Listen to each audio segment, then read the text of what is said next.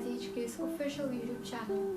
My name is Ritz, and along with my friends Nicole and Emma, we decided to do this as our CAS project for IB, where our aim is to promote more information and awareness on environmental sustainability and ways in which we can implement changes to our own lifestyles to be more eco-friendly. This video is our first video, and we decided to go vegan for a whole week.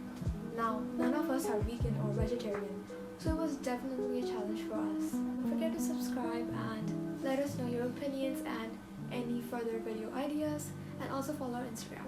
Now here's some background information on vegetarianism and veganism, which are two very popular diets all around. To give you a proper context, we're going to look at the dictionary definitions of these two terms. Vegetarianism is the practice of abstaining from the consumption of meat, including red meat, poultry, seafood, insects, and the flesh of any other animal. It may also include abstaining from eating all byproducts of animal slaughter.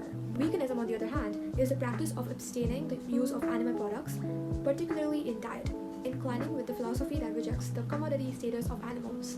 Now, you might have heard about lactose intolerance, which is a condition in which some people stop consuming products containing the sugar lactose because they lack the enzyme lactase in the body, which breaks it down. So instead, they get their source of calcium from other alternatives like soy milk, almond milk, and solid foods like tofu instead of cottage cheese. Now, there is this wrong assumption of some people that a vegan diet only excludes dairy products, just like animal products, from milk from cows and buffaloes and etc.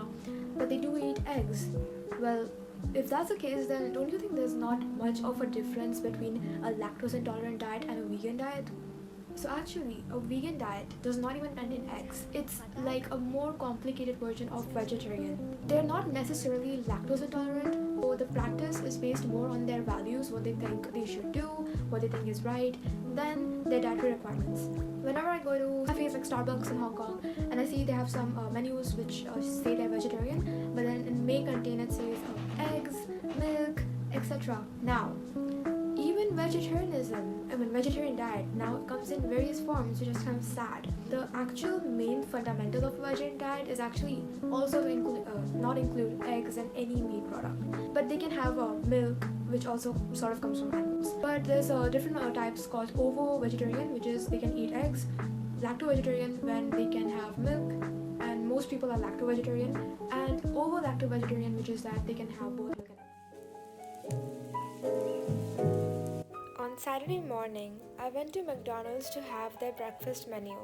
I just got a hash brown, but since it's not the most healthiest thing to eat, I also got a box of corn. This was most likely vegan since it was just fried potatoes and corn. Also, based on the information on their tray paper, they use vegetable oil and not any meat oil. On Saturday night, I went for dinner at an Indian restaurant, Ebenezer's, which is very popular in Hong Kong. I had their masala uttappam, which is basically a savory pancake that's made from fermented rice and urad dal, and it's topped with different vegetables like potatoes, tomatoes, onions. For drink, I have a mango smoothie, which is just mango and ice in it, so it's vegetarian friendly for this. For breakfast, I had iced lemon tea and scrambled egg, and pineapple bun. When I went to Japan during Christmas, I had a lot of soba noodles with tempura, and I liked it so much that I asked my mom to imitate the dish.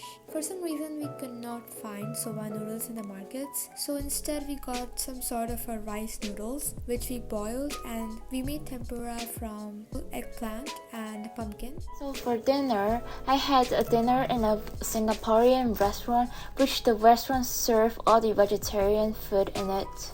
And some soy milk, which is vegan and lactose free.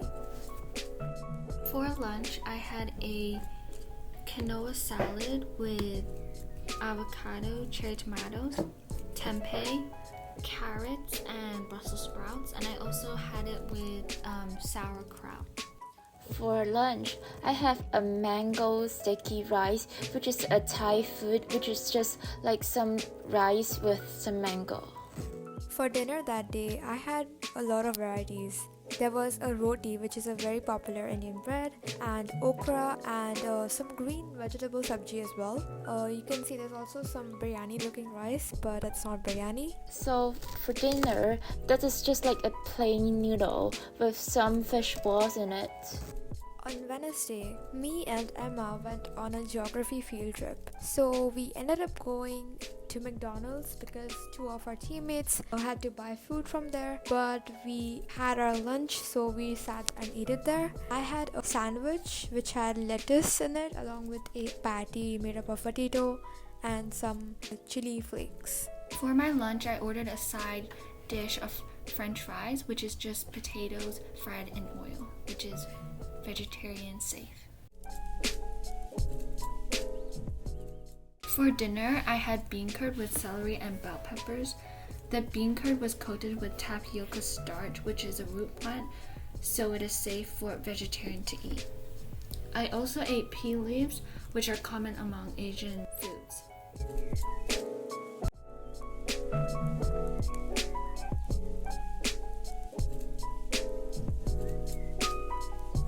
For dinner on Thursday, I had rice with dal, which is a lentil curry, and sabji, a vegetable made from potatoes and French beans. Usually while having dinner, I also have to eat some vegetables and fruits. So on that day, I had some lettuce, sweet potatoes, and jackfruit. For my dinner, I had red onion soup with plain sesame bread.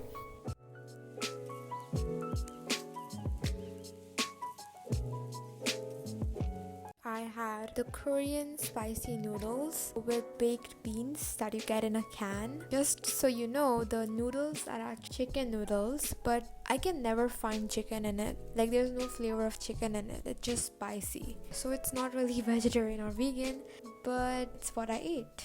The aim behind those diets. Why do people go vegetarian? People become vegetarians for many reasons, including health, religious convictions, concerns about animal welfare, or the use of antibiotics and hormones and livestock, or a desire to eat in a way that avoids excessive use of environmental resources. What are the benefits of eating a vegetarian diet? A well-balanced vegetarian diet can provide many health benefits, such as reduced risk of chronic diseases, including obesity, coronary heart disease, high blood pressure, diabetes, and some types of cancer. Eating a vegetarian diet also tends to help people to lose weight as they eat fewer calories and fat. Overall, I think the hardest part of eating a vegetarian diet is the transition from a meat diet. It takes time to adjust and to have the motivation to keep on thinking about what to eat. Vegetarian diets are not bad. You can still eat eggs and dairy products, which is where you can get your protein from, and also from beans and nuts. New studies show that a plant-rich diet is healthy for our gut microbiome, which impacts our mental and physical health. We need to eat at least 30 different types of vegetables a week. That's not easy. However, there are some useful plant-based meal planners which can make it a lot easier to get started. For example, you can check out Deliciously Ella with over 100 simple recipes. You can also join the Hong Kong Vegan Society at vegan.hk so that you can share your experience